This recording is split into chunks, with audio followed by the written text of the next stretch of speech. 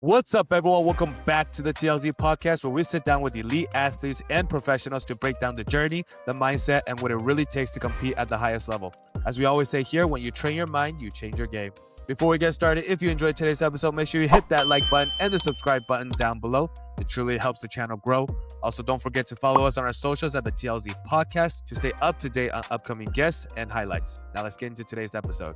Joining us today is one of the top American women's doubles and mixed doubles players on the international circuit.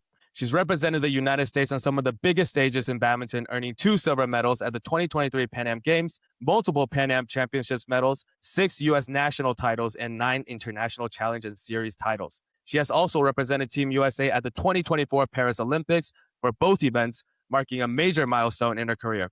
Currently, she's ranked world number 33 in women's doubles with Francesca Corbett and world number 25 in mixed doubles with Presley Smith, making her part of the best American mixed doubles pair on the BWF World Tour. Welcome to the podcast, Jennie Gai. Thank you for having me. Of course. It's a pleasure to have you on, and thank you for making the time to come on. Yeah, of course. A lot of people may not know this, but Jennie and I used to be teammates a long way back, right? In the very beginning.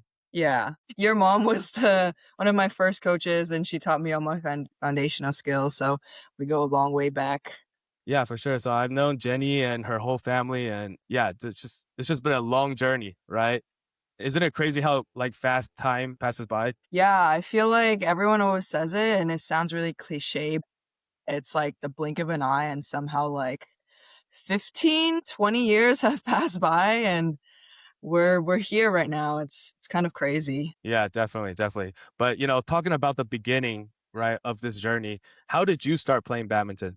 I started playing badminton because of my dad. Like most people whose parents play, he played for fun at the rec center. And then one day he asked me if I wanted to play too. I think he asked me actually if I wanted to play badminton or tennis. And I don't know what my reasons were, but I chose badminton, maybe because it was an indoor sport. And then I took a few lessons with your dad, actually, my very first coach. And my dad asked me if I liked it. And I was like, yes, even though I sucked at it. And so I just kept playing and I kept training, and the rest is history. Nice. Remind me, did you train in UBC in the beginning then? Yeah, that was my very first club, actually.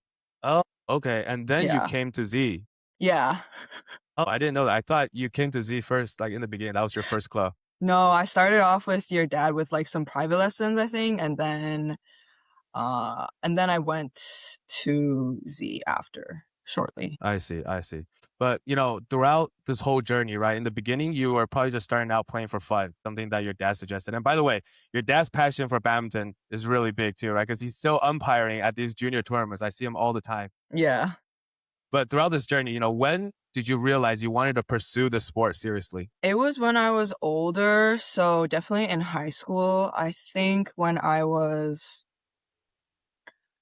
started playing my first international tournaments when I was 15 or 16, but at that time I think it was only once or twice a year. And then I think I didn't want to seriously pursue until maybe I was 17, 18, so junior, senior of high school. And I think everyone's goals at that time were for the 2020 Olympics. But then COVID hit, and then we had the pandemic, and things were being postponed and tournaments were being canceled, which was a kind of tough period. But I think after things started to come back and tournaments started to happen again, full out for badminton. So I'd say starting 2021 a lot more seriously. I see.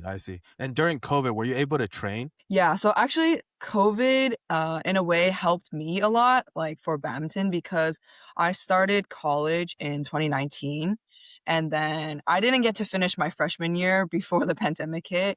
I got 3/4 of a year, and at that time obviously I was very upset and very sad, and everyone was at home.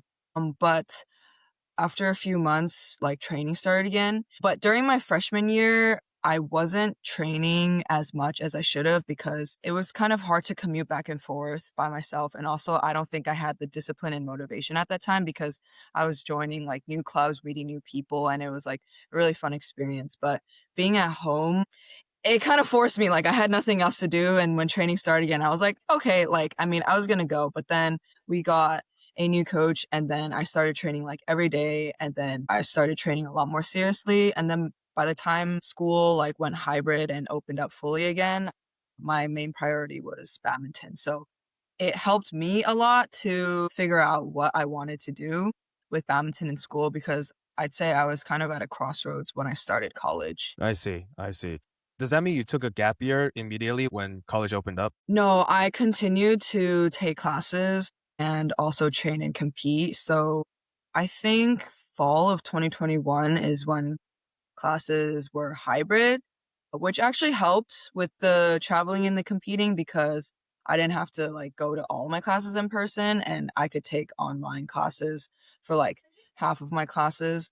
And the rest of the classes I figured out like with my professors ahead of time, like, oh, I'm going to be gone this week, that week. Like, can I do stuff in advance or can I make up stuff after? And I think when during that time, there weren't as many tournaments that we were playing because I was starting a new partnership with Vincent.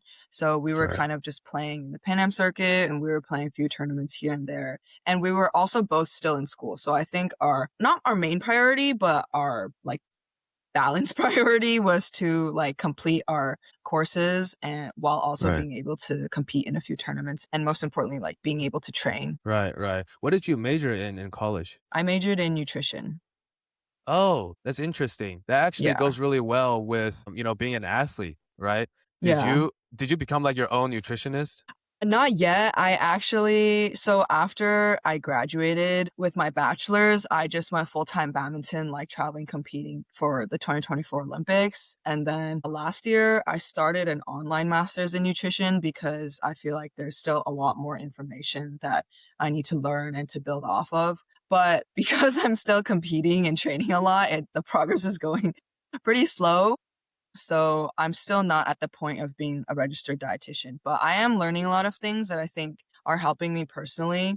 I just don't feel qualified enough to help other people yet. Right, right. But have you started making adjustments to your own nutrition plan, like maybe eating healthier or, making those different adjustments?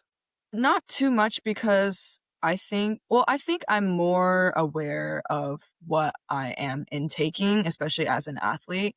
I think the biggest learning lesson for me from like my past few classes is actually like fuel and recovery, like during training, because hydration during practice, I think is a thing that a lot of people don't realize how much you should be hydrating. Like if you're thirsty, it's already too late, stuff like that. And also some calculations about depending on how much you sweat, how much you burn, how much you're training, like what your calculated energy intake should be. I think I was able to use those and say like, oh, I should be consuming this amount of calories and this is like an approximate ratio of what I should be eating, but I'm not too strict with myself, like too restrictive because then I think it would backfire, but it has been very helpful for me and my partners. Awesome, awesome. And like obviously not professional advice at this point, right? Because Jenny's still doing her master's, but you spoke on hydration. And Mhm. one thing that popped into my mind is like,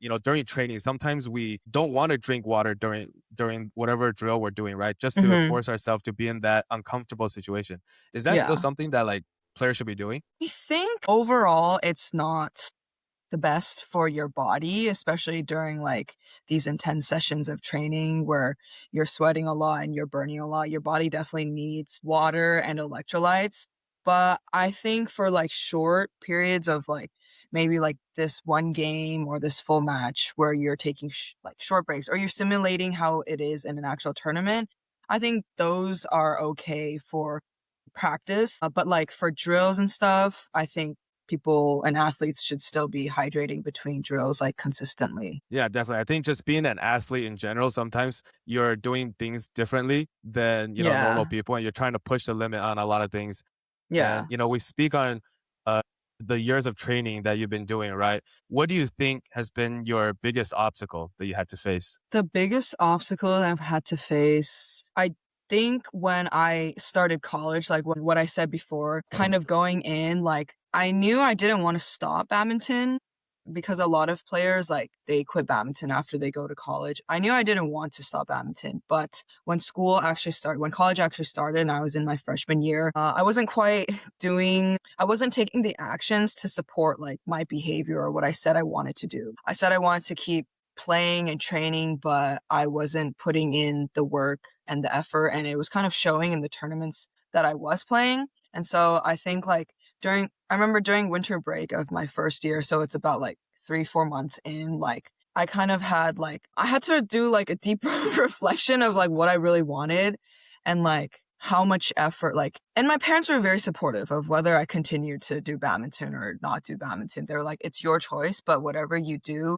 you need to like be disciplined and put in the work. So Right. for me, I didn't know the answer yet, but I knew I didn't want to give up badminton. So I was like, okay, I need to figure out what steps I need to take to be able to train harder and to like compete more. So that's why I said like the pandemic helped me a lot, because it kind of like forced my decision, because I don't know, I don't think I would have given up badminton, but if the pandemic never happened, I don't know for sure like what pathway I would have taken if I would have decided to continue like with badminton or to focus like 100% on academics. So I think that was mentally the biggest obstacle I had to do to really like figure out what I wanted. But physically, I think during the qualification year, I got like a few injuries, one of like the major one being like an ankle sprain halfway through the qualification year. And I think that was both physically and mentally very, very tough, because it felt like all of my hard work, like the past few months and during the qualification year, like you're so focused on the points, on how your opponents are doing, on how you're doing. Right. And it felt like all of that was going to waste. And it felt like we were like, our opponents were going to go very ahead of us, and we would have to catch up and we would lag behind. Right.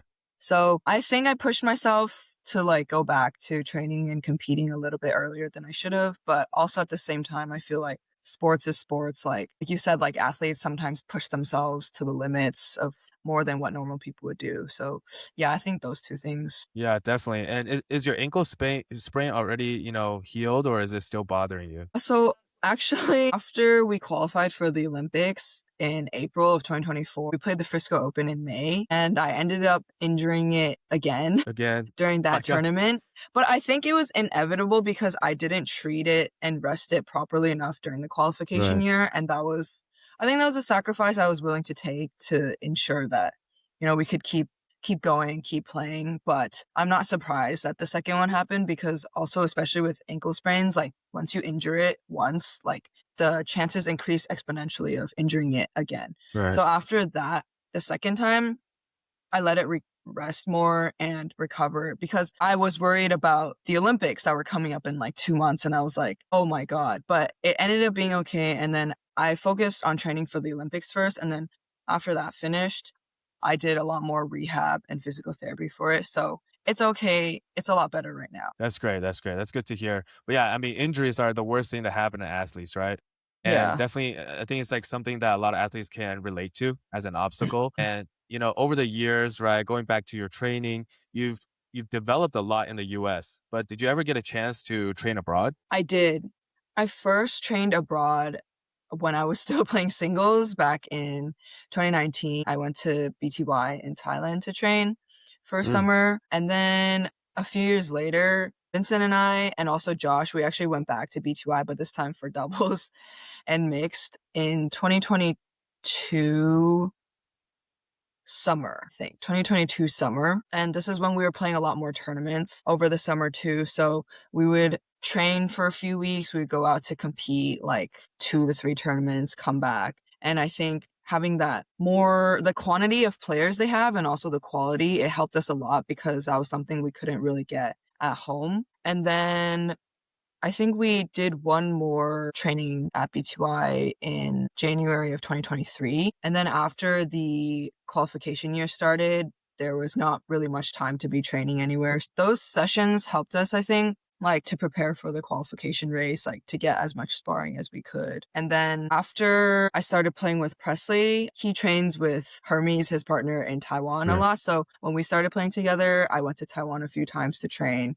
And the quality is really high there. They're all really fast and strong. So I think that helped us a lot when we started our partnership. I see. So which one do you like better, training in Thailand or in Taiwan? I think they're very different styles. Also in Thailand, we also trained at Me and Vincent trained at BAT, which is the national team in the I kind of forgot summer. because I know there's one club or location where everybody goes, right? That's BTY. That's Oh, BTY, I that's think. BTY. Okay. Yeah, that's the one where you have to pay or you can pay to join lessons. And I think right now there's a lot of foreigners. Right.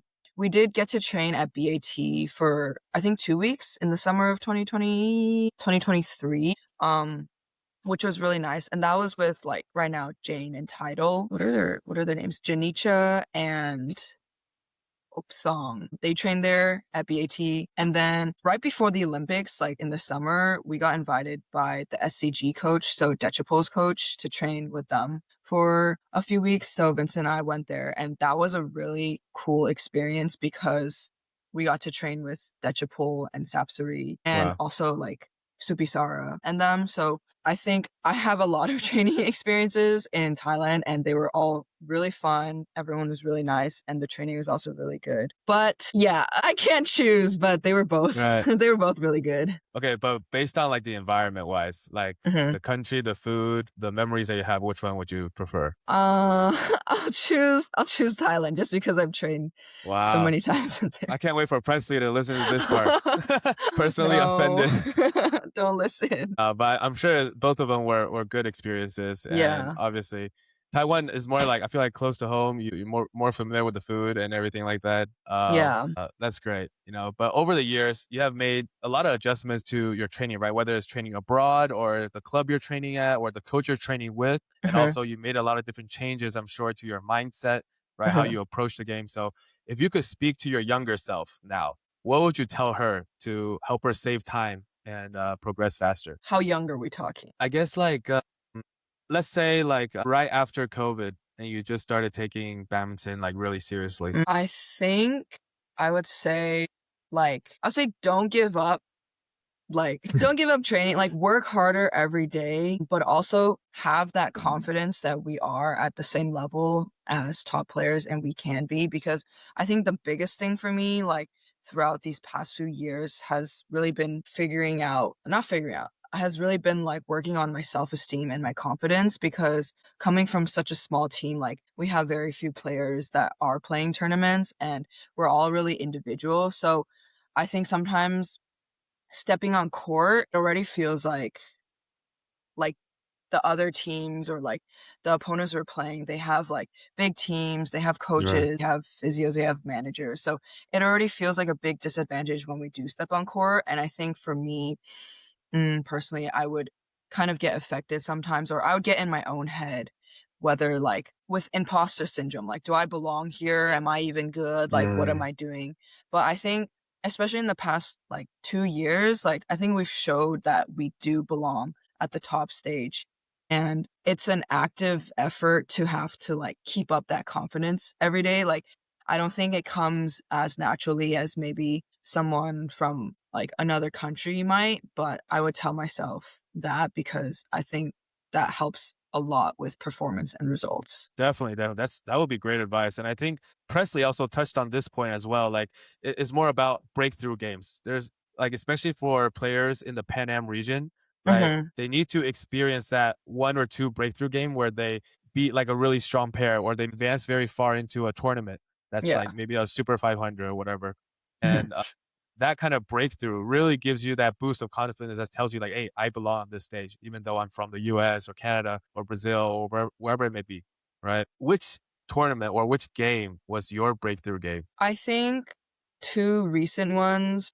Oh, actually, no. Yeah, both last year. I think Presley and I's performances at US Open and Canada Open were breakthrough tournaments for us because it showed that, well, it was our first, like, US Open was first, and making the semifinals, it was like our first time making a Super 300 semifinal. And then the next week, it was like, oh, it's our first time making a Super 300 final. And to be able to contest the final at a Super 300, it was like our first time, and it was a really, really good experience. I think mentally to kind of figure out with each match too, like how to adjust, how to prepare for the next day. Like, playing that late in the week, I don't think we're used to that because that Right. normally doesn't happen.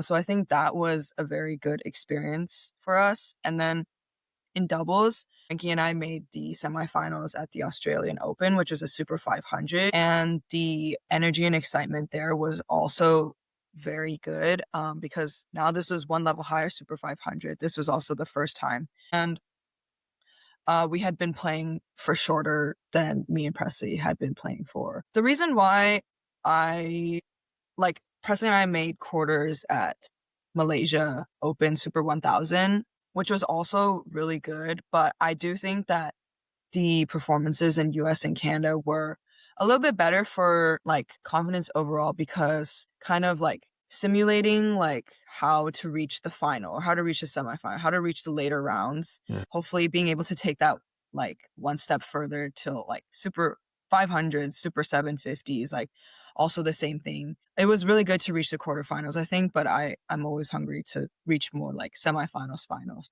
I would say those two were very good breakthrough tournaments. Definitely, definitely. And I'm glad you brought those up because I have a lot of questions on those tournaments as well, because obviously those are some big achievements for you, right? And the great thing about the US Open and Canada Open was that they were consecutive, right? Mhm. And I feel like that made it more validating for you, right? That like, hey, I can do this consistently, Yeah. right? And going back to US Open, because that one happened first. You mentioned you guys made it to semifinals, and I do want to ask, like, how did it feel to make such a deep run at home? It was really good. Like going into the tournament, when I saw our draw, it wasn't the hardest, but it also wasn't super easy. So I was like, okay, like we just have to focus on our first round. And we ended up winning it pretty easy. And I remember after the first round, I was like, oh, okay, like that's pretty good, but I still have to focus on the second one. Ooh. So we played a Taiwanese pair first round, and then we played another Taiwanese pair Right. second round. I was like, okay, like have to focus again. Like, this is like I want more. And so we won our second round too. And I was like, okay, quarterfinals. Okay, this is good. Had we reached a 300 quarters before? I don't think so. But I think we had reached a lot of quarterfinals before, whether it was like at a Super 100 or a challenge. I joked around a lot that me and Presley had a quarterfinals curse for a while because Oh, we like in our first 5 tournaments, we like reached quarterfinals at like 3 different levels. We reached like a Super 500 quarterfinals, yeah. a Super 100 quarterfinals, and then a challenge quarterfinals, which was kind of Wow. frustrating, but it was okay. But Nice. in the quarterfinals match, we were playing a pair that we played before, Callum and Estelle, and I knew it was going to be tough because our last matchup was tough. I think I didn't put too much pressure on myself going in. I just wanted to perform. And also I had that slight confidence from beating them last time, even though it was a really close game. I was like, okay, I just have to do my job and play well, and we can definitely do this even if it's hard. And so we ended up winning in 3 games, and it was very exciting to be in the semifinals because this was the first time and I wanted to reach the finals, especially on home ground. That would have been really Right. cool, but unfortunately that didn't happen. But I think we still put up a good game, and I think we learned a lot through that week at US Open. Yeah, definitely. I mean, making it to the semifinals was a great achievement already, right? And you guys moved on to make it to the finals at Canada Open right after, like a week or two after, right? Mhm. But the thing is, you guys faced the same Thailand pair Yeah. that you guys lost to in US Open, right? So I'm wondering, like, before you guys went into that game, what was your thoughts going into it? We rewatched our match against them at US Open, and our coach was there at US Open. So, like, remembering on what she told us during the game and then also after the game, and then doing some video analysis by ourselves, like, we were, I think, more prepared going into the finals match against them. And I do think it was a better game overall, but they're still very good. So it was tough to even get a game. But I think the next time we play them, hopefully it'll be even better, or that we'd be able to win a game or even win the whole match. Because I think there was improvements from the second time we played them versus the first time we played them. But yeah, they played really well too. So I'm very satisfied still with the way we performed at Canada Open. And even though we got second place and it would have been so cool to get first place, Definitely. it was okay. No, yeah, that's for sure. And obviously, you and Presley and the growth that you guys have seen in the past year or so is like exponential, right? So I'm sure that it'll be a lot tighter in the next matchup. And we definitely can't forget about doubles, right? You mentioned Australia Open and the success that you and Francesca has had in your short partnership together, right? Mhm. I do want to ask, like, when did you start playing with Francesca? Technically, our first tournament was the All England last year, which we made through notional points, but we didn't play for a while after that because she had school. So we played a few more tournaments in the summer. So I think it was like one tournament with the Singapore Open in May. And then our next ones were the US and Canada Open in June and July. And over the summer, we played a lot more. But it's actually been almost a year, which is kind of crazy because I feel like we just started playing. Right. Yeah, definitely. I was looking through your past tournaments, right? And not only did you guys do well in Australia Open, you guys also did great at the Victor Korea Masters, where you Mm, guys made it to the quarters, mhm. right? So what do you think clicked for you guys in those tournaments? I think we've had a slower start than we both wish for, but I think it's also quite natural because when we first started playing together, even when we were playing the tournaments in the summer, we actually hadn't even trained together at all or barely. It was like for a few days because at that point it was just about getting the ranking points and playing more tournaments. While some of our performances in the first few tournaments weren't so good, or we were losing earlier than expected, I think also like we were learning how to play with each other through those tournament matches instead of like being more prepared like in training. So I think towards the end of the year when we had more training together and we were figuring out our styles better, I think our own game style, like we had a better idea of it and we could execute it better. And we also communicated a lot better on court. So I think especially like in like September to November, like we had some better results. And I think the quarterfinal finish at the Korea Masters and then the semifinal finish at the Australian Open, it was kind of like a proof of like the hard work that Yeah. we had been putting in. But yeah. Yeah, definitely. I mean, one thing is making it to the semis for Australia Open, but the other thing is you actually did it by getting an upset on the world ranking like number 9 at the time, right? Mm, Xie Pei Shen and Hun In-Su, right? yeah. From Taiwan. So that was a huge win. Like no matter whether you made it to semis or not at that point, that was a huge game, right? So Yeah. how did it feel beating somebody at that level? Honestly, like it didn't feel too like, oh my God. Like I think going into the match, we weren't so focused on like who we were playing or like what the rank was or whether we would win or lose. I think we try to focus more on like playing our game style and like our strengths rather than our weaknesses. And so I didn't have too many expectations going in. I just wanted to play well. And I think we won the first game like deuce 22-20. And at that point I was like, okay, like we can definitely do this. Like it's not too hard. It's not like not doable. And Right. so second game, I think we just kept our strategy and kept our focus. And I think they also weren't playing like too well or they had some miscommunication. So we definitely took advantage of that and we played very steady.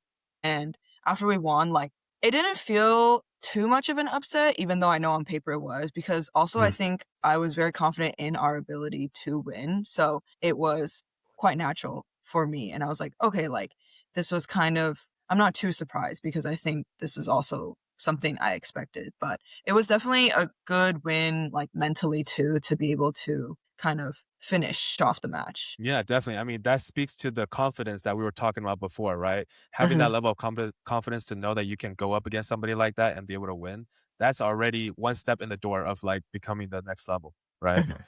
And also, knowing the history of Frankie's injury, because I don't know, for the people that don't know, Frankie suffered a pretty crazy injury, right? So she just came back from it and knowing her injury history, how did it feel helping her get back on the podium? Honestly, I think she's helped me a lot more than I've helped her because for me, part of the struggle too is like not only just learning how to play with a new partner, but also just learning how to play women's doubles. Because for like the Right. past 3 years, I've only been playing mixed doubles. I played like singles for like a little bit in the beginning, and then I focused to just mixed doubles. And mixed doubles and women's doubles are actually like very different timing and speed and shot selection. So yes, like basic skills are the same, transferable, like drive, smashes, drops, whatever. But actually the games and the strategies for the two events are very different. So in the Right. beginning, I think also part of why our performances were not so good is like I also had no idea what I was doing and I was trying to learn everything basically all at once. So I'm not surprised that it took some time for us to be able to like play better. But she's been like 100% since we started playing. Like I was initially kind of worried like coming back from her injury, like if it would be Right. okay if like she's pushing too much. But over the past like almost year, she's been working hard like every day and Yeah. we just have normal injuries too. Nothing too big, but the usual athletic injuries. So yeah, it's been pretty good. Yeah, definitely. I mean, Frankie's journey is pretty crazy. Like her ability to come back after that injury and still be able to be at the level that she's at. Because obviously, Frankie before the injury was a world class doubles player already, right? And Yeah. but yeah, it's a crazy journey to see her go through. And you got 2 silver medals at 2023 Pan Am Games. That's a Yeah. huge accomplishment for you, right? Yeah. And I do want to just understand the tournament more, right? Because we've had a few people on talking about the Pan Am Games, but we never Mhm, really got into detail about what the games are like. So can mhm. you tell us a little bit about what the Pan Am Games are like? The Pan Am Games that I played in 2023, it was in Chile, Santiago. And it was my first Pan Am Games. But the experience itself, like, it was okay. If we're talking like non-badminton, like the village and stuff, it was cool, but also a lot of the village was still under construction, so there was a lot of dust, and then Really? it was kind of hot, and then our rooms in the beginning, we didn't have hot water for showers and stuff. So Really? there was a lot of like logistical issues Wow. with the village and stuff, but I do think they tried to like accommodate and help us as much as possible. And I just tried to focus more on the badminton competition. And as you said, I got silver medals in both singles and mixed doubles. But going into that tournament, I was playing singles at that point. Or I had stopped playing singles mostly. And I think I just signed up for that tournament to maintain my ranking because at that point, I didn't know for sure what event, like after the Olympic qualification year ended, if Right. I wanted to play singles again or only mix or doubles or whatever. So it was kind of like, okay, let's play some tournaments while I can and keep some points. So I actually had no pressure in singles, which is why I think I was able to get so far to the finals. I had a lot more pressure in the mixed doubles because this was a really big tournament points wise. I think it was the same level. I'm forgetting now. Maybe a Super 300 or a Super 500. No, I think Super 300. But both Okay. like Pan Am Championships and Pan Am Games are really important tournaments ranking wise and points wise during the qualification year. So this was like a few months in.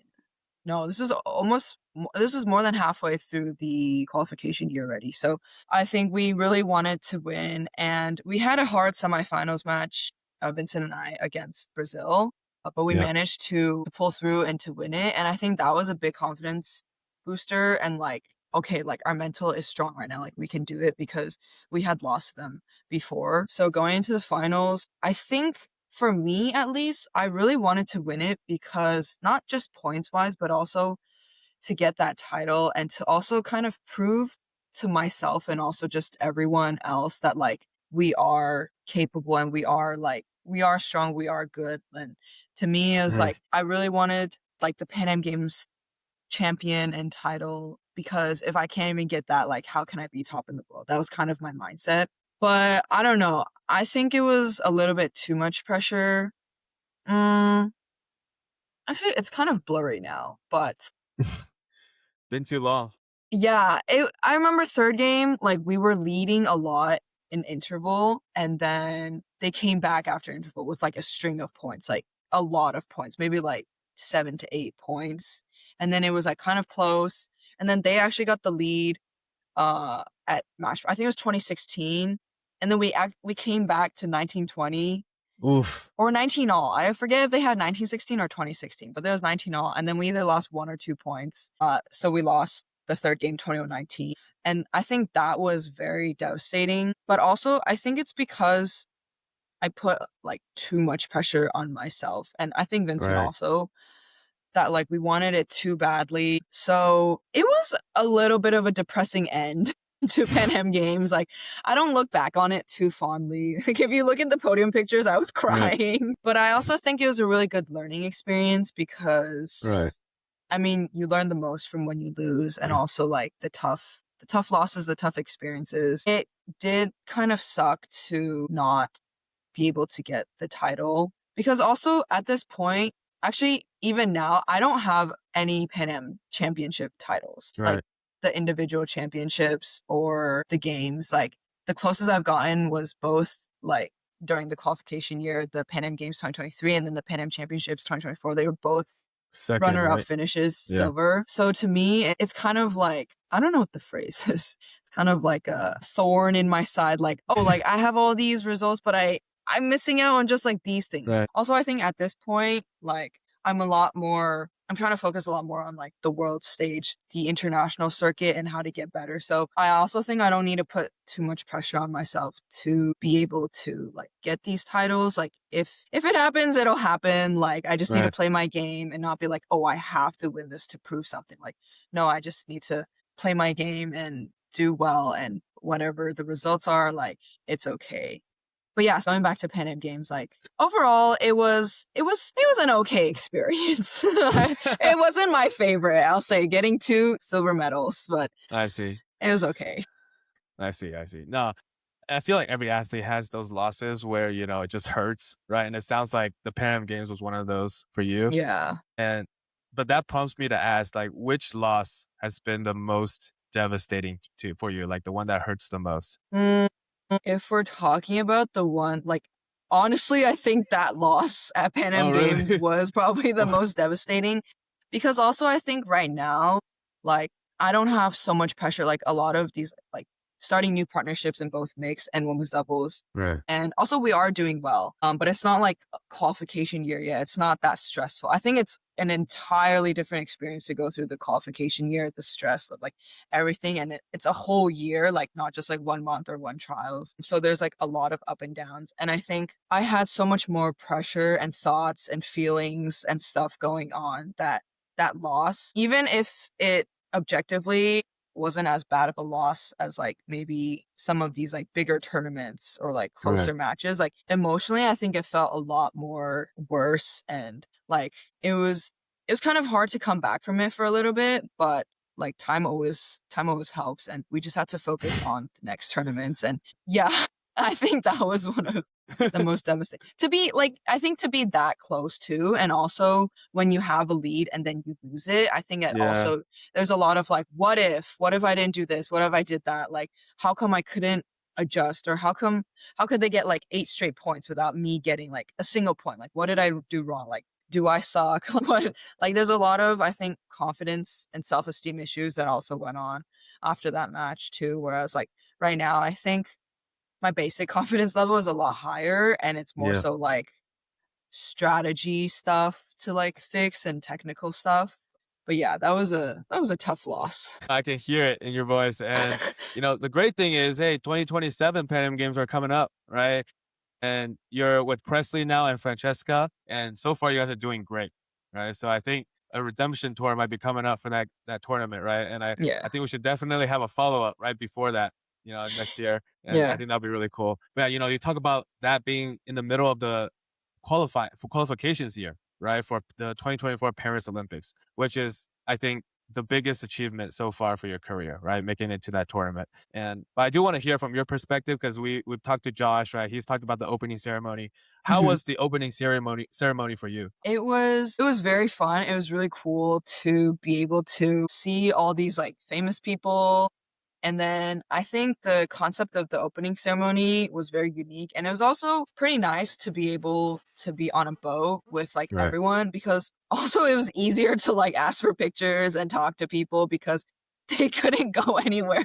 They had to be on the boat, which I'm sure was like maybe annoying for like the famous celebrities and athletes. But I think overall it was a very chill experience. And I think I was it exceeded my expectations because like you're not seeing like other countries and other athletes, right? We're all on like individual boats and we're all just like floating down the river. But at each like bridge, when we pass by, there would be like so many people like standing on it, sitting on it, and then every time we pass, like people would be cheering, there would be chants, and like we would join in Wow. with it. And I think the energy was just like I don't know how to describe it, but it was so cool, and it kind of made me realize like wow, this is happening, like this is the Olympics, and the weather wasn't great too. Like it started raining, and it Yeah. was wet and it was cold, but I think it kind of added to the experience, like in hindsight, like where else am I gonna get such a unique experience? Yeah. I didn't really like talk to or take pictures with like that many people, just Steph Curry. But overall, yeah, it was a really fun experience. And yeah, Yeah, definitely. I mean, you got to take a picture with Steph, especially if you're from the Bay, got to yeah. represent the Bay Area. Mhm. But you talked about coming out on the boat and that whole experience, and it's just absolutely amazing. But that got me thinking. Like, I feel like it's so much better when the country or the city shows off the Olympics on the streets or like in the city itself. Because a lot Mm, of times the opening ceremony just happens in the medium. Coliseum or the stadium, right? Uh-huh. But do you think, at least for like 2028 US, right? Do you think they should Mhm. do something in LA where it incorporates the city more? Do you think it was a cool concept to be able to like, yeah, have more places instead of just like one fixed place? Because then like so many people are in like one location and then so many people like there's a limit, so many people can't see what's going on. So I think it was cool to like kind of spread it out throughout the city. I don't know specifically what they should or want to do for LA 28, but one con to this is that like we weren't able to see any of the performances Oh, that's true. that were going on. I think if we're like in a stadium, like walking around, you can see what's going on in the middle. For us, it was just on the boat, like with our teammates and then seeing the people. So there were pros and cons to both of it, but I think anything that they do for LA 28, it'll be cool. It'll be fun. Yeah. I hope it's grand. I mean, like, I think in that scenario, in the 2024 Paris one, like you guys were the entertainment, right? It wasn't Yeah. really for you guys to enjoy, but I'm like thinking about LA, like, what are they gonna do? They're gonna like shut down the 405. Have you guys walk on the 405 or what? Like, I feel like there's no river in LA that leads to Yeah. anywhere. I don't know, who knows, right? But I'm sure it'll Yeah. be pretty exciting. Yeah. But yeah, you talked about, meeting a bunch of these amazing athletes, right? And taking pictures with Steph. But besides, meeting Steph, was there anybody else that you were like, oh my God, like, I can't believe I just met him? Yeah, I met like Suni Lee and Simone Biles, and I think that was really cool. I also got to watch I think the women's gymnastics team final, the artistic gymnastics team final, or one of them, and just like seeing it, even though I didn't know too much like technical stuff, like watching them perform like in person. And when they won the gold too, like it was really cool. And then to be able to see them in person, they were very sweet and nice, and also I was a lot taller than them. So it was a very interesting experience. I think those 2 were like, wow, like I've seen them on TV and like social media so much, and to be able to see them in person was really cool. Yeah. Yeah, definitely. I mean, they're both like goats in their sports, right? I mean, especially obviously Simone with her achievements is just absolutely insane. I think it's the most shorter than Suni, right? Even shorter. Yeah, I saw them separately though, so I Oh, couldn't you see didn't get them to like, yeah, see the not difference? together, but I'm not sure.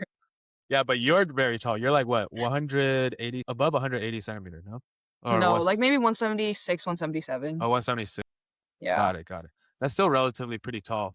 And you talked about watching the gymnastics, right? But was that like the sport that you wanted to watch the most, or was there another one? Yeah, I think so. I think gymnastics was my top pick because a lot of the boys like they bought tickets for the basketball game like on the first Right. day, I think. Right. But I mean for me, I'm not too interested in basketball, although I know it would have been cool. I think for me like gymnastics, and then I ended up going to track and field too. to watch a little bit. I think those were my top picks, and I got to watch. So I think it was really cool to see the other sports in action. Yeah, definitely, definitely. It's great to hear some different perspective because if I ask any other guy, it would just be the Basketball. basketball kid. Yeah, I know that's great. That's great. But I mean, obviously, but all these events are just absolutely amazing and super Yeah. entertaining.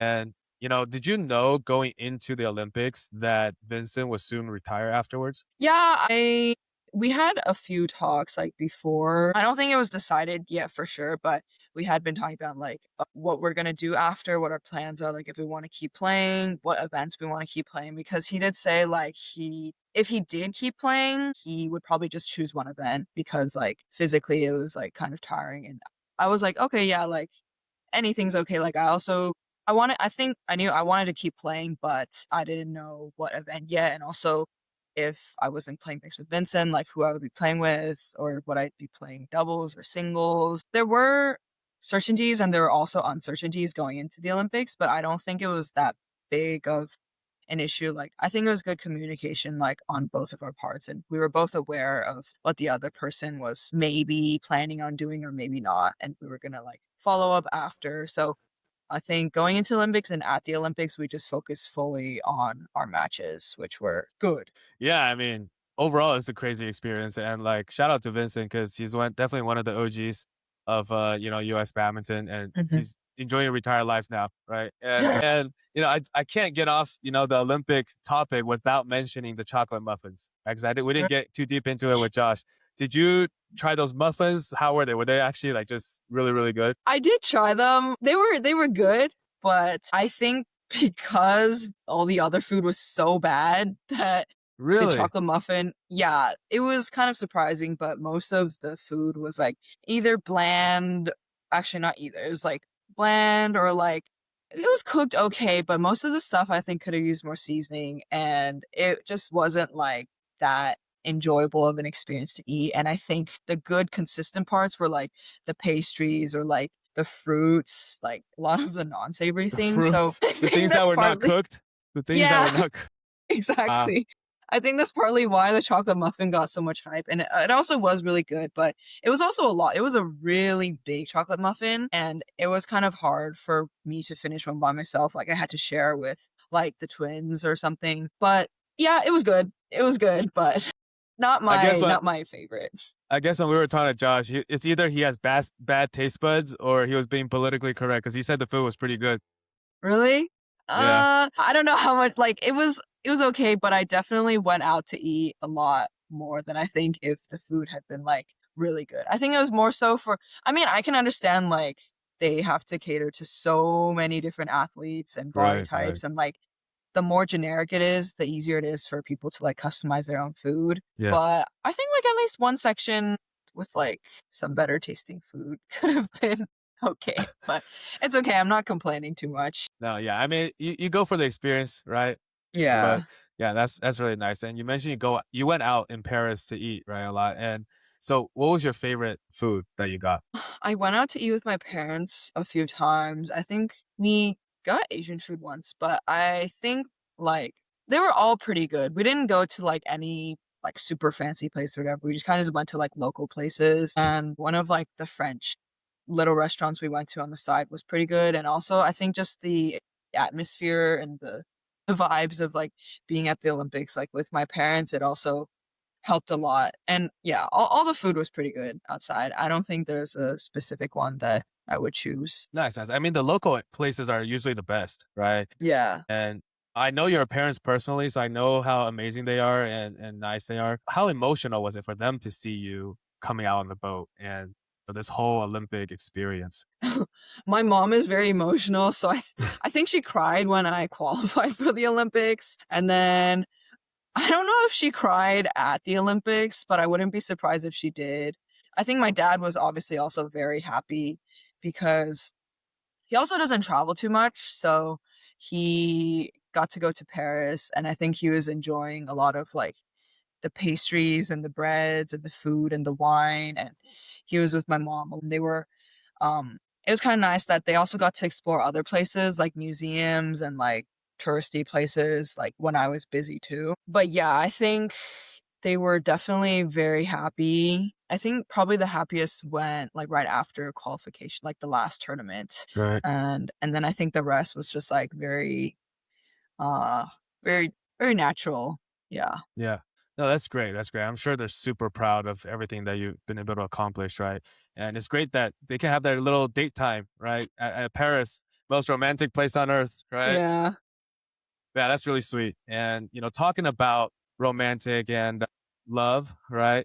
You started playing with Presley after the Olympics, right? Hmm. After Vincent retired. And for the people that don't know, Jenny and Presley are dating, right? And they're mixed double partners. So, and it's, we're posting this on Valentine's Day. So we do want to get into a little bit about your relationship together. And so when did you first meet Presley? I met him at the 2023 Pan Am Championships. I think I had seen his name once, like at the end of the previous year at the Canadian Challenge in 2022, but I didn't know who he was at the time. I didn't know him from juniors at all I was about to because ask.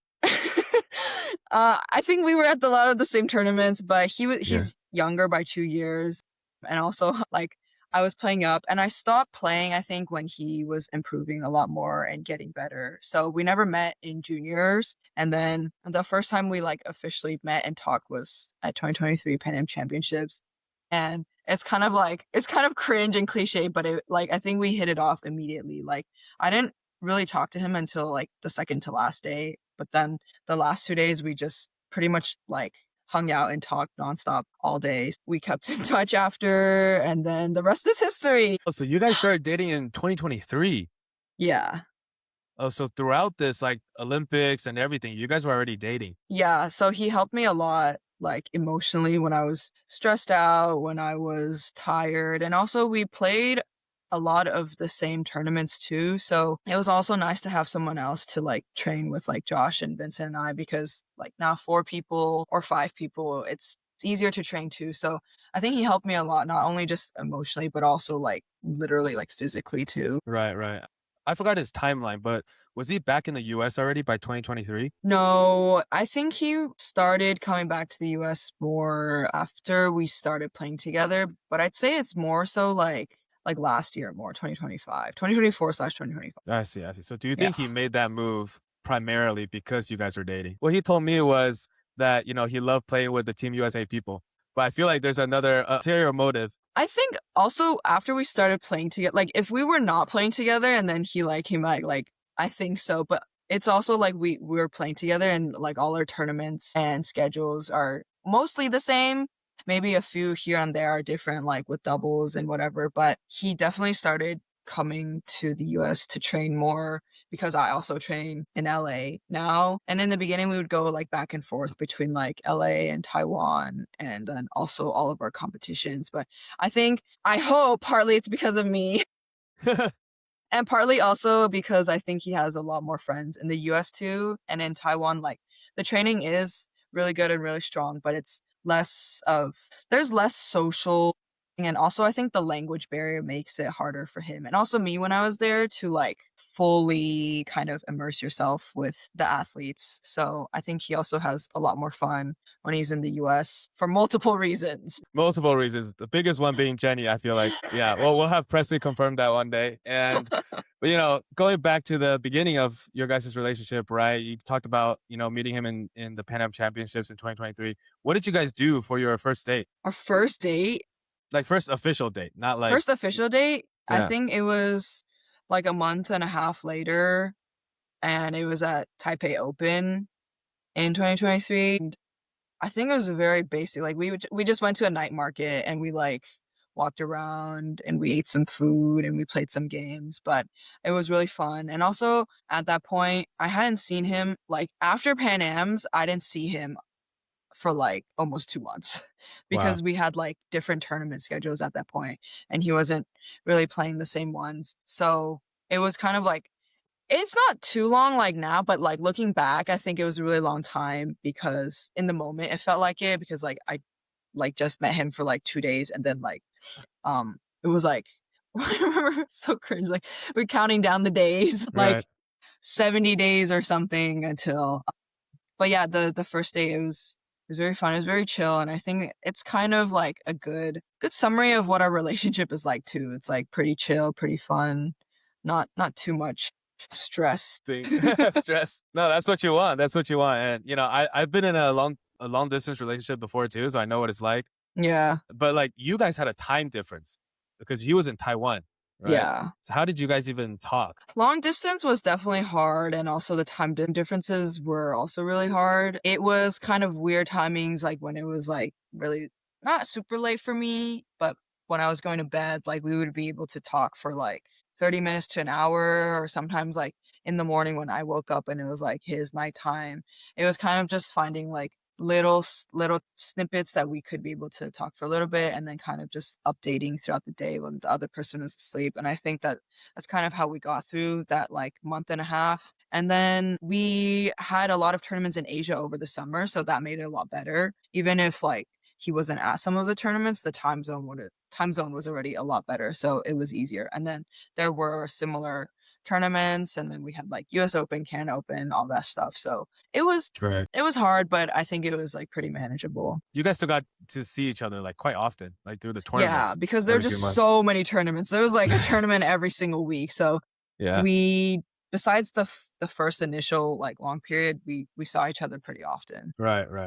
Did you ever worry though, like if this stays a long distance, if he's constantly staying in Taiwan, that's not gonna work? Yeah, I didn't think too much about it like when we like first started dating, because also we started dating like smack dab right at the beginning of qualification year. So I was kind Right. of like occupied with a lot more other things and focused on like all the tournaments and like my injuries and like Pan Am Games and all these tournaments. And then I think towards the end, I started thinking about it more. And yeah, I did have that like conclusion, like if we stay long distance and like if we have different tournament schedules and we don't really see each other too often, like it would definitely be really hard, which is part of the reason why I think now that when we play together, it's a lot better and it's going really well like right now. Yeah, Yeah. definitely. And like, you know, talking about playing together, right? Like, did you guys ever worry like maybe it's not the best idea for like two people to be in a relationship while playing together?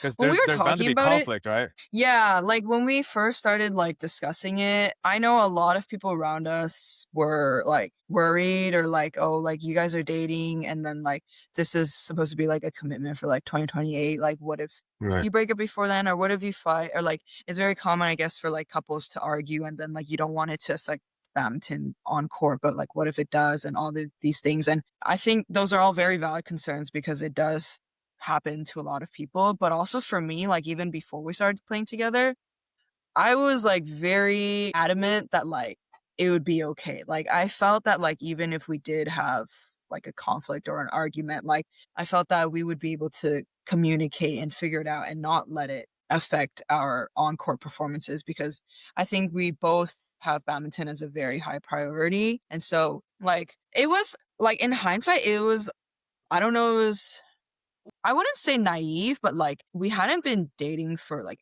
it had only been like a year, a little bit over a year at that point. So I was like, well, am I being too naive? Like, am I being too trustful? Like, what if this is like a bad idea? But like, I Right. didn't feel that any of this, like, I had a very strong belief that like things would work out and it would go well. And even if we did have some ups and downs, it wouldn't be that big. And so I think I was right because to this day, like even when we lose or when we play bad, like we don't ever like blame each other or like fight too much. Like I think we have pretty good communication about like what I should have done better or what I did was good and what he should have done better. And I think it's very like, it's a very mature way of like both of us are focusing on badminton and not so much of like you did this or you did that and like Right. fighting. So I think that's also why we've been able to have good results too, because it's a lot easier to work together. And I know like for some couples, maybe it wouldn't work. Like maybe it'd be too much fighting or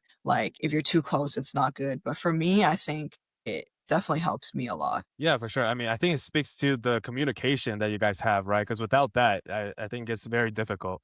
Mm-hmm. You know, speaking of these great qualities about you guys, what do you think is Presley's biggest green flag? Presley's biggest green flag, like in regards to like us, Yeah. I think it's his ability to like comfort and reassure me, even when maybe he doesn't entirely understand what I'm thinking or feeling, because overall, like, he's a lot more chill, laid back guy, and I overthink a lot. I get emotional sometimes.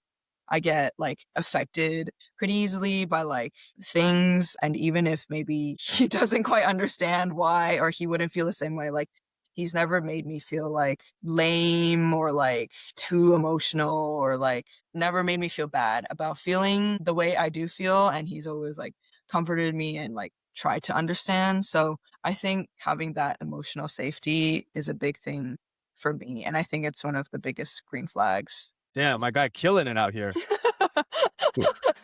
his his skills to listen. My guy sits there and he just listens and understands. That's great. I mean, shout out to Presley for that. But, obviously you guys been through a lot together, whether it's going to tournaments or going on dates or whatever it may be. What do you think is the most romantic gesture that Presley has done for you? The most romantic gesture, I think it's not like it's not something that's super big, but I think it's all the little things that he does, like the kind of mundane, boring things like taking out the trash or doing the laundry or helping me do something I need to do when I'm too tired. I think for me, those like acts of services mean a lot, especially when I'm too tired, I'm too lazy, but also at the same time, he's also tired, but he still does some of these things. And I don't do nothing, but these are like some of those specific chores or things Right. that he does, I think shows a lot. And I think for me, it's the most like romantic that he does care about me and will do these things for me. That's great. That's great. Are you guys living together right now or? When we're in LA, we stay together I stay at my parents' place because I don't I don't have my own place. We stay Right. together, and we don't, I mean, technically we don't officially live together, but every place we do travel to and we go together, like a lot of times we do stay together. So it's kind of like traveling the world together. Yeah, it's perfect. And you guys get to Yeah. save money on the hotel fees, right? Yeah.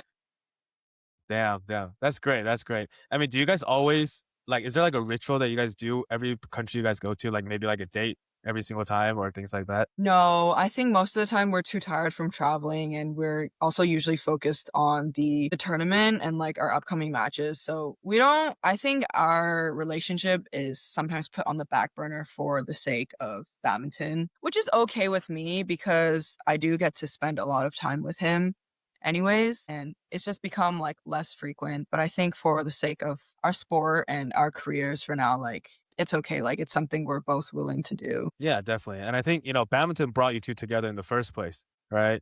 Yeah. And but I do wonder, like, how did he officially ask you to be his girlfriend? Did he just do it over the phone, or you guys had like a? Yeah, he did it over the phone. Why did Over a I had a call. feeling. I had a feeling. Because like, you know how we were long distance for like a month and a half after we first met, but I think he didn't want to wait till like we met in person because he thought it would be too long. So he ended up asking me out like on a call like 2 weeks Yeah. later, which was really fast, but Yeah. it's all worked out and it's good. Yeah, I mean, my guy knew what he wanted, right? He made a decision quick. He needed to lock that down. But you talked about how you guys living together, right? And we said so many great qualities about Presley, but I'm sure there's one annoying trait that he has, right? Especially if you guys are constantly together. What is his most annoying trait? His most annoying trait? I think his most annoying trait is sometimes when I tell him to do things, not just for me, but also for himself, like more so like in a planning aspect, he will often not do it until like later, or I have to remind him a few times for him to like kind of take that action. And so usually I'm okay with like reminding him, or usually it's not too urgent, but I think if he could take a little bit more initiative with that, it'd be nice. But it's not a deal breaker. It's just one of his more annoying traits. I'll make sure to clip this part and send it to Presley later. No. No. I feel like that's every guy. Like, I don't know what it is with like girls just wanting things done immediately. When they Yeah. ask. But I don't know, we just want to take our time and just do it when we need to, right? We got so many things going on. But I understand you, Presley. Don't worry. No, that's great. And as we're approaching Valentine's Day, right? Do you guys have anything planned? I know you guys will be traveling. Yeah, we'll be in Guatemala next week for Pan Am Cup. Last year too, we were in Mexico during the Pan Am Cup for like Suderman team, and he did get me flowers like in Mexico. I don't think we have like we don't put too much emphasis on Valentine's Day. Just like maybe we'll just like eat a meal together in Guatemala or just hang out and chill because my birthday is also like a week slash a week and a half after Valentine's Day. So Happy early month. birthday. Thanks. Yeah, it's usually pretty low key. Just spending some quality time together, I think, is good enough. And also, yeah, we're traveling usually, so it's kind of hard. Yeah, I mean, you could take it as a little vacation when you have time, right? Yeah, See yeah. some sights. I think that's always great. Hmm. That's awesome. Going back into that connection with badminton, right? Because you're playing mixed with Presley. You used to play with Vincent as well, right? So, what is the biggest difference playing with Presley versus playing with Vincent? Mm. They have very different styles. Vincent has a lot of power. He has a very big smash and he can cover the court really well. Thank you, Vincent, for covering me for like 3 years. Whereas Presley's strengths are like he's a lot faster and his like hand speed and technique is also a lot faster. So when I played with Vincent, it was a lot more, I think, very basic like offense, defense. Like that was our best position, like him in the back and me in the front, and like we're attacking. And whereas when I play with Presley, sometimes we have like our position sometimes is like side or like he's also a lefty, so that comes in handy too. Like we can have like left right combos. So instead of like strictly having like a front back position, sometimes it's like a little bit like this, or maybe he'll go up once and I'll be in the back like one or two shots and then try to go up. But I think the speed and the style playing with Presley and playing with Vincent, they're definitely different. And I don't think each one is like necessarily like better or wrong or right. It took me a little bit of time to adjust to playing with Presley, but I think it's been going pretty well right now. And there's things that he needs to work on too, and there's a lot of things that I need to work on too, regardless of like who I'm playing with. So Right. yeah.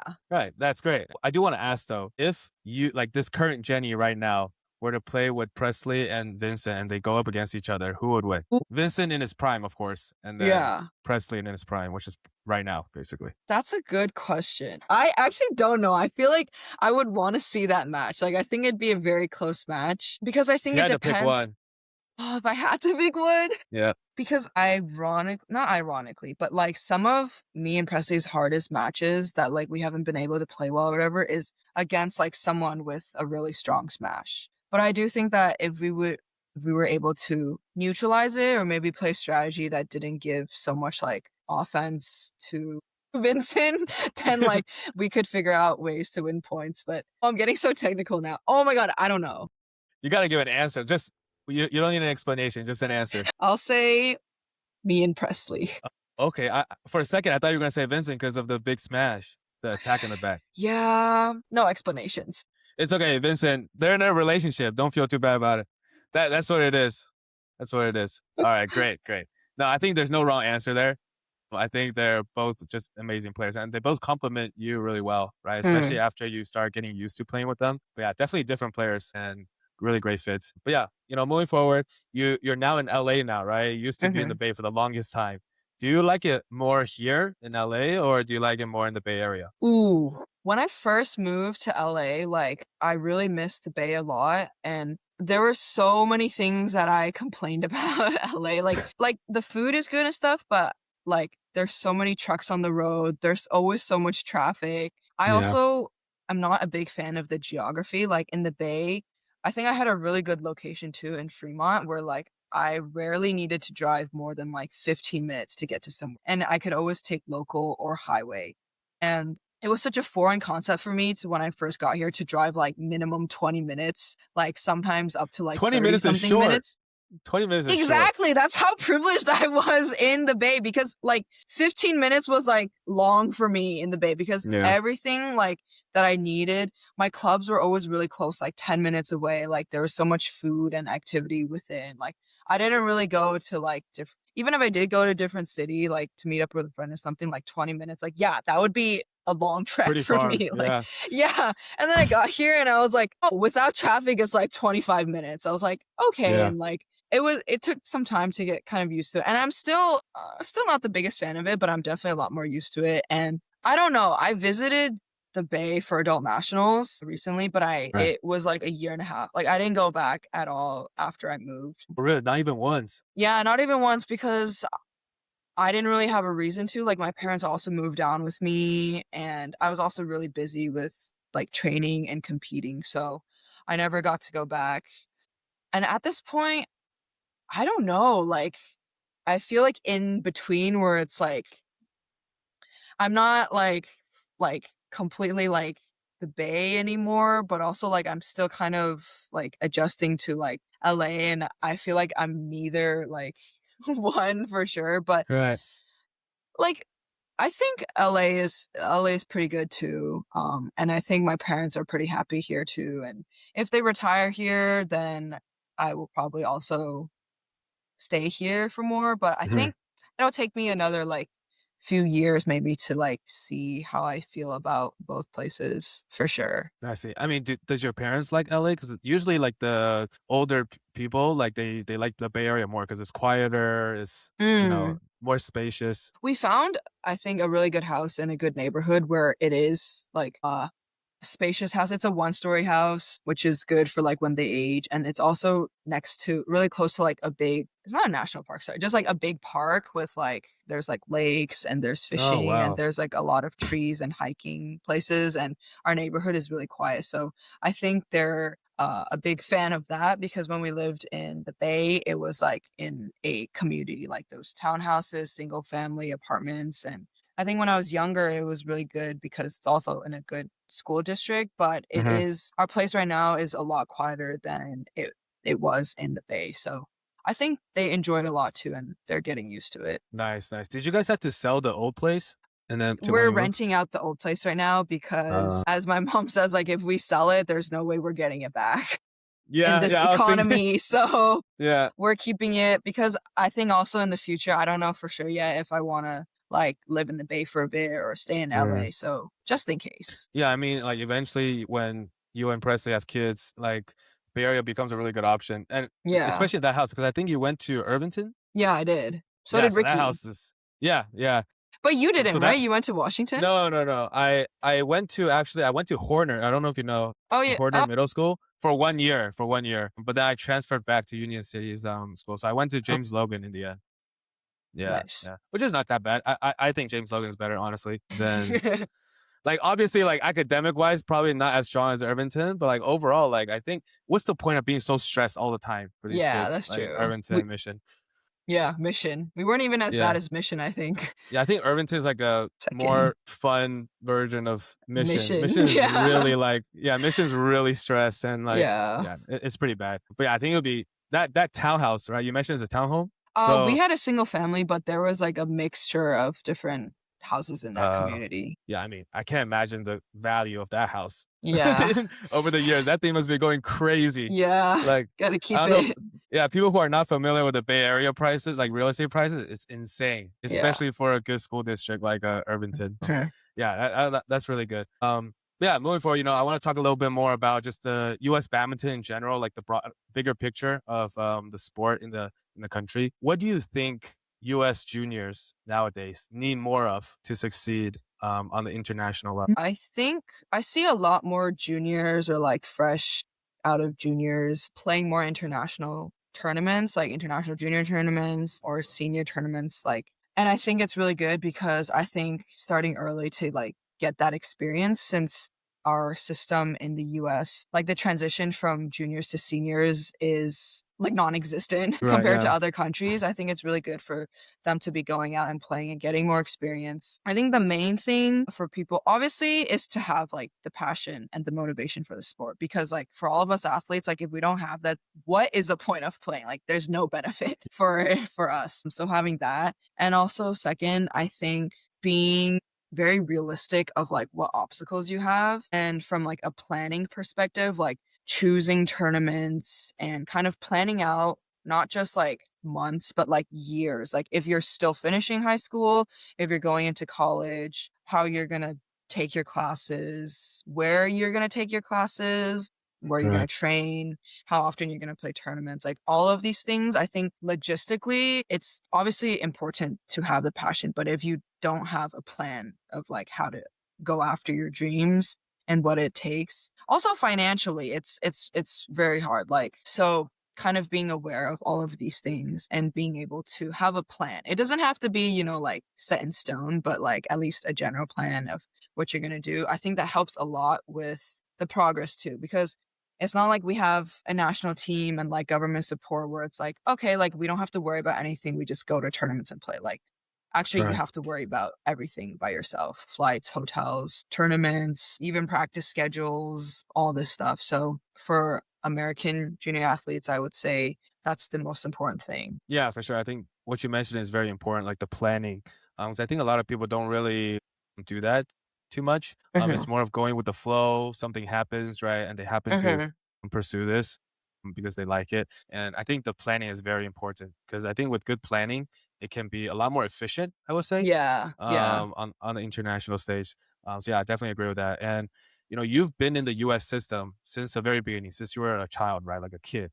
And over the years, what do you think has changed about the system? I think slowly, like right now, there is more support for like Olympic hopefuls and also for the juniors. Like right now Yonex is doing mission to medal camps with the goal of getting a medal at the LA 28 Olympics, and they're putting in a lot of resources and trying to support us twice a year with these camps. And then we also see like BGQ providing more financial support for the juniors, I think for Pan Am juniors and also for World Juniors. So it's really good to see that because I think those are positive steps. But I do think it's still lacking in a lot. But I do think it'll still take a lot of time for things to get even better or more efficient because it's like a whole system overhaul.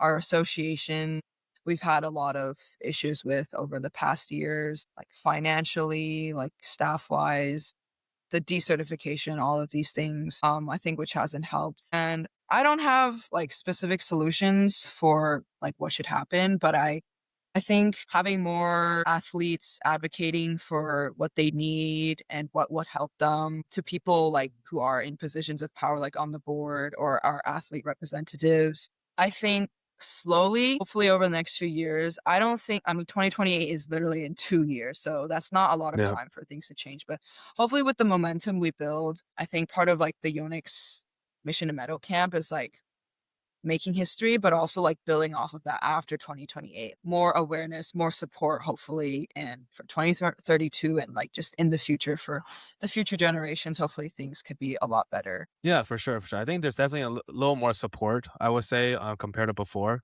right? Yeah. Like you mentioned.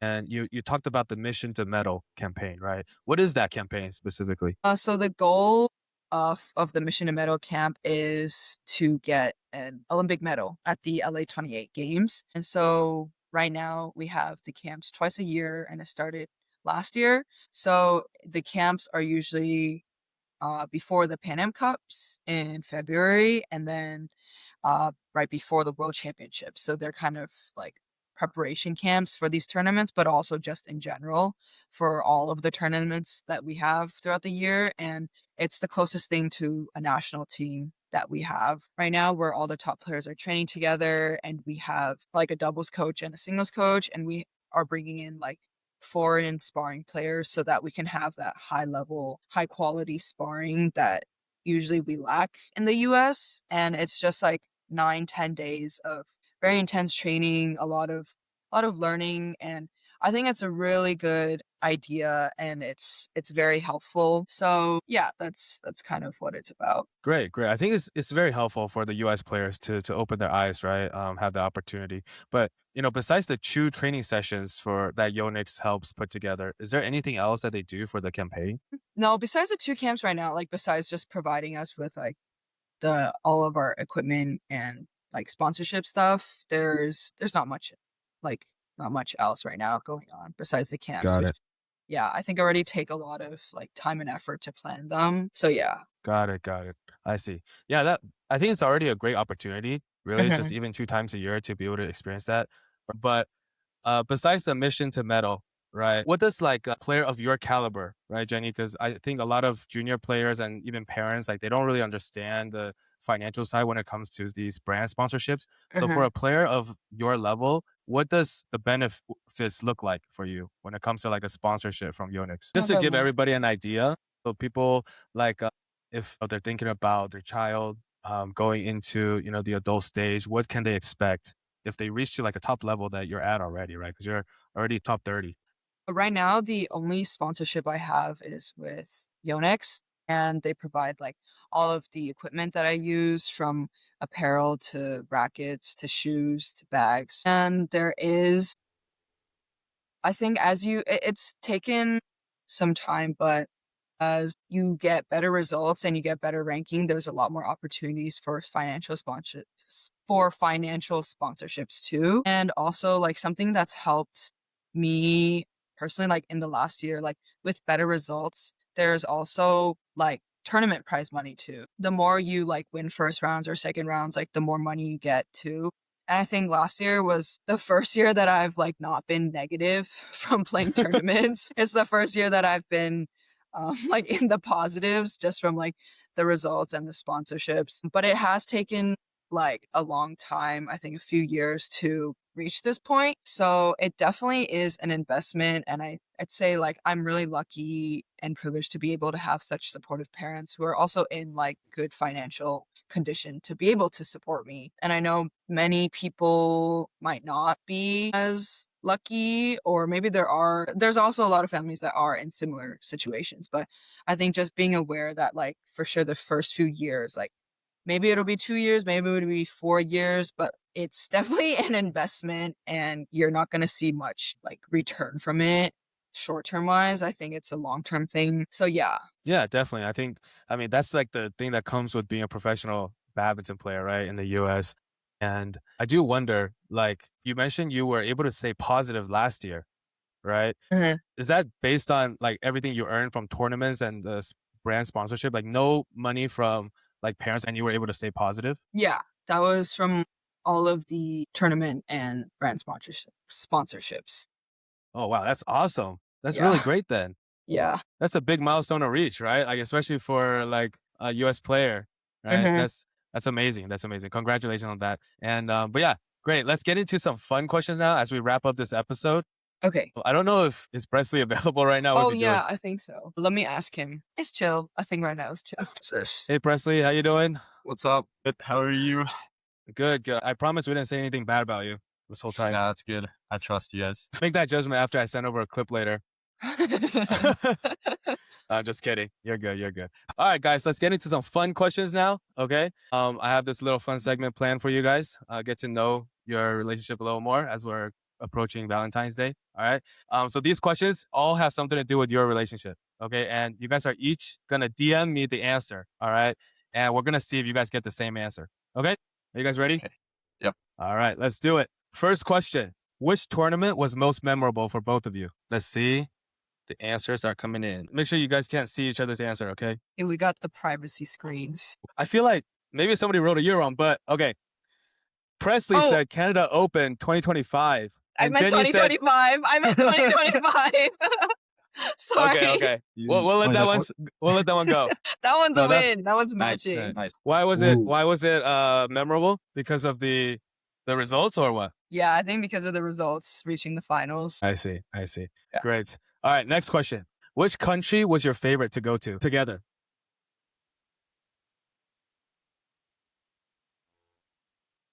Wow. Very in sync, you guys. Japan. Both answered Japan. Perfect. 2 for 2. Why Japan? What happened in Japan? I think we both just really like Japan and their food and like the environment.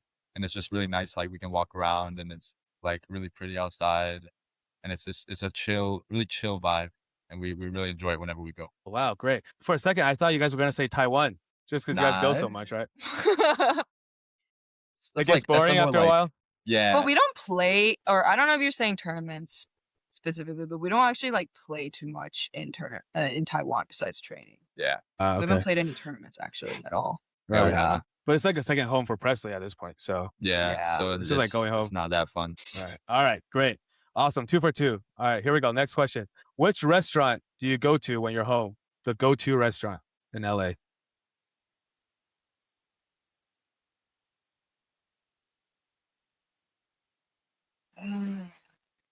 Okay. Presley has submitted his answer. Oof. No. Oh, you said In-N-Out. Yeah. He knew. Wait, let me see. Let me say a second one if it's not. Okay, yeah. Let's see if Jennie can guess Presley's pick. Okay, yeah. We'll count it. 3 for 3. Yes. Okay. Yeah. The answer is Presley first gave Soul House, and then Jennie gave In-N-Out. So Jennie is right when she gets Presley's pick. Yes. Awesome. So you guys really like Korean food then? Yeah, we do. Yeah. She actually put me on Korean food. Like I didn't really like it that much before we started dating, but now it's like one of my favorite cuisine. Really? Have you guys tried Sanongdan? No, not yet. I don't think so. How can you live in LA and not go to Sanongdan? I told you I don't like to drive. My! I mean, wait, where do you guys live? Now city. San Dimas. Roland it's in Roland, right? I think. Or they have so many locations. There's one in San Gabriel, I think, and then obviously the flagship is in K-Town. There's one that I think is like 15, 20 minutes away. I'm just too tired after training. Oh my God, make Presley drive. Hey, that meal after training. Drive. What do you mean? He doesn't have a driver's license. Why? Yo, wait, cut this out. Wait. Cut this out the podcast. Is Presley the passenger princess of the relationship? Yes! He's Presley the passenger princess. He's triple P. Cut this out. Unbelievable. Cut this out the recording, dude. Put it in. How can you do that to her, Presley? In LA, of all places. That's why I don't drive that far anymore. Wait, you don't even have your driver's license? No, or you're just scared to drive? I didn't get it. When I was like supposed to get it, it was like COVID. And then after COVID, I moved to Taiwan, and then I'm not gonna drive in Taiwan, so it's like I just haven't had the chance. So what do you tell people when they like if you go to a bar and they ask for your ID? Like, what do you even give them? I don't go to bars much, but or like any drinking event. Oh, I do. Taiwan ID. I have an ID, so it has my age and my name. So I imagine like Presley just carries his passport around. Here, check my passport. Damn, that's crazy, Presley. You got to get your ID. Yeah, I know. All right. Next question. Here we go. 3 for 3 so far. Which trip felt the most romantic?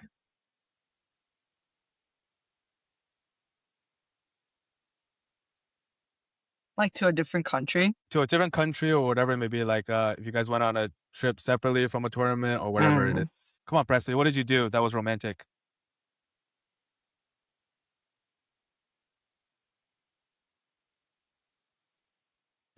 Okay, Jennie has submitted her answer. Ooh, Presley's very specific. I don't know if this is the same answer or not, but Jennie said Taiwan and Presley said 2024 Christmas beach trip. Is that in Taiwan? No, that's not. That was in LA. That was in LA. So what happened there? What happened in those two places? What'd you guys do? Not much. We just chilled. Yeah, we just like went over. I guess in Taiwan, we would just go around like on dates and just like have each other's company. But I don't know if that's like a trip per se. It was fun too. Like whenever we would go out, like because we wouldn't go like so far, like just around the area, which is still fun. Like the Christmas trip was kind of like a vacation. Because we went with my parents were going to the place, so we just like tagged along. Like it wasn't like specific, so it was kind of just chill. I see. Fully paid for vacation. Yes. That's always the best part, traveling with parents. It's like 1.5 days. Yeah. That was nice. Which beach you guys go to? It was like 2. Oh, we went to Santa Barbara last year, I think. Awesome. Great. Very close by. All right. Next question. Which day together would you guys relive again if you could?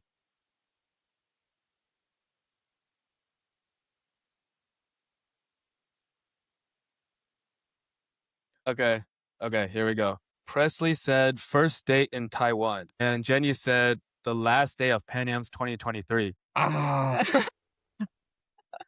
think I know Jennie's, like the last day in Pan Am's 2023 was, I imagine it was the first date. Not date, but it was like when we were just like talking a lot and hanging out. I see. Before we started dating, yeah. Got it. And then Presley said first date in Taiwan. First day in Taiwan. I see. So that, I imagine you were just showing her the spots that you knew, right? Yeah. kind of, and we were just getting to know each other like more. And it was a really fun night, and it was like we spent like the whole like night together. Okay, great. Good picks. Not the same, but both very memorable. We're gonna go for the next one. Which small habit of each other do you guys appreciate the most? Small habit.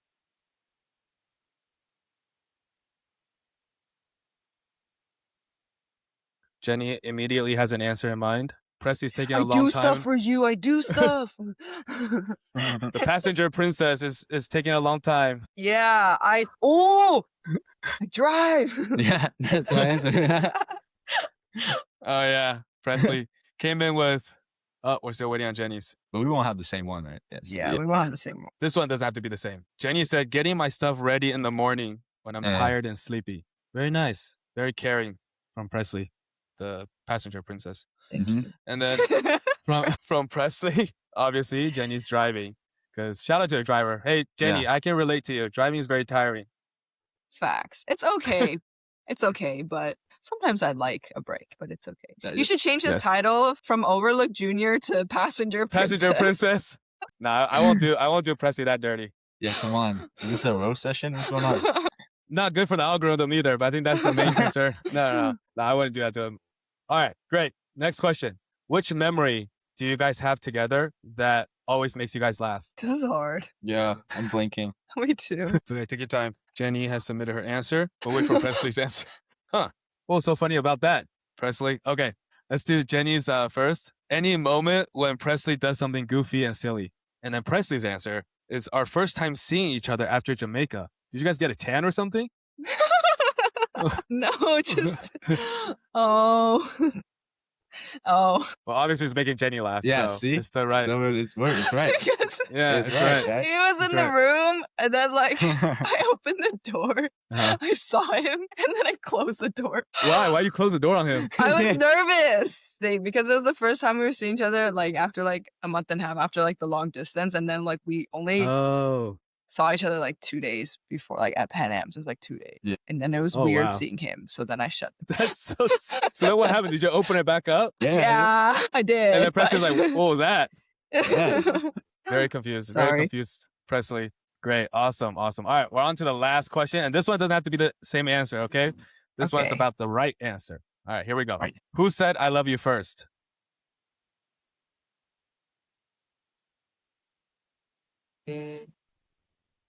Okay, so let's see. Presley said me, so Presley's saying it's him. Yeah. Jennie said technically Presley. Yeah. But I initiated the conversation first. Yeah. Why? How did you initiate? I don't even remember specifically, but I kind of like... Forced me to say it. Force it? Forced him to say it? No, I didn't force him. I just like, I don't even remember what we were talking about, but I remember like kind of like, not like baiting him, but like, I think... Nudging me. Or gauging how he felt and then how I felt. And then I was like, yeah, kind of nudging the conversation, like topics maybe. I don't remember. And then technically he said it first.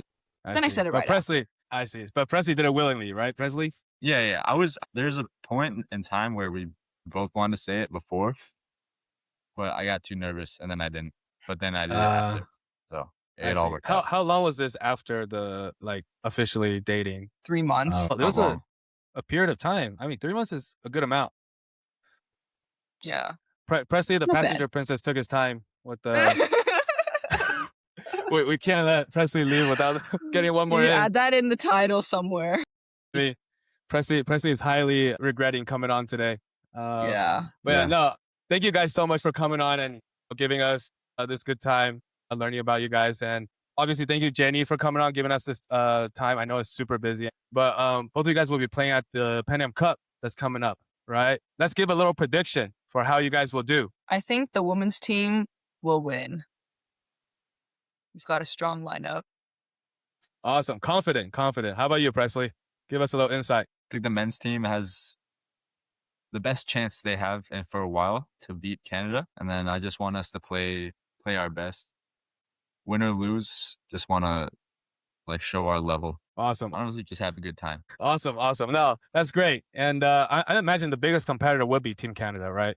In this case. Yeah. So watch out to Team Canada because you guys are coming, right? All right. Perfect. Great. Thank you guys so much again for coming on. And Presley, of course, giving us the last few minutes and allowing us to listen to the Passenger Princess story.